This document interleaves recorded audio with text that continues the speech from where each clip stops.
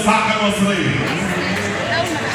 بطل بطراز خاص، البطل جمعة محمد السيد.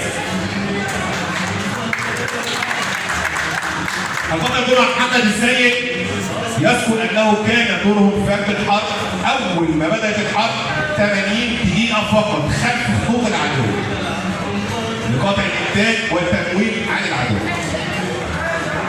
وبالفعل في خلال 80 دقيقه كان تم قطع الامدادات والتمويل عن العدو وعبور القوات المصريه الى خط ارليل. الكتيبه 256 صعقه.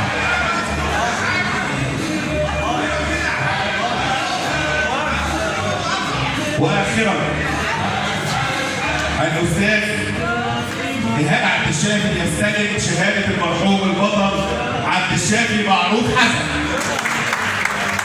كنت مجدد عبد الشافي معروف حسن سلاح مشاة من اول ما عبروا القناه ورفع العلم المصري